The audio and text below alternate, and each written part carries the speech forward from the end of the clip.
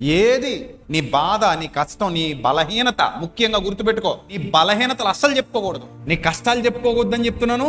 బలహీనతలు అయితే అస్సలు చెప్పొద్దు అంటున్నాను బయట వాళ్ళతో. ఎందుకు నీ బలహీనతలు బయట వాళ్ళతో చెప్పకూడదో తెలుసా?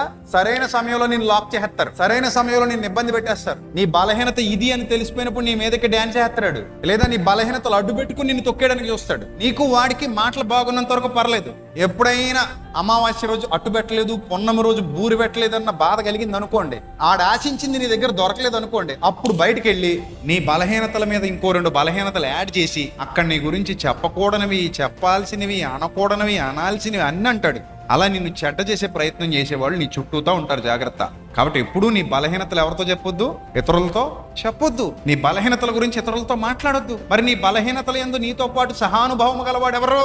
సర్వోన్నతుడైన ప్రభు, మన రక్షకుడైన ప్రభు భూమి మీదకి వచ్చాడు. ఆయన నీ బలహీనతల యందు నీతో సహానుభావం గలవాడు అయ్యున్నాడు. అయితే ఆయన నీ వలే పాపంలో పడిపోలేదు. కనుక నీకు సంబంధించి ఏం చెప్పుకోవాలనుకున్నా నీ ప్రభుతో చెప్పుకో. ఏం మాట్లాడాలనుకుంటున్నా నీ ప్రభు సన్నిధిలో మాట్లాడు. ఆయనతో గోజాడు, ఆయన దగ్గర గోజాడు, ఆయన దగ్గర పెట్టు. ప్రభువా ఇది పరిస్థితి అని. అప్పుడు ఆయన నీకు సహాయము చేయగల సమర్థుడు.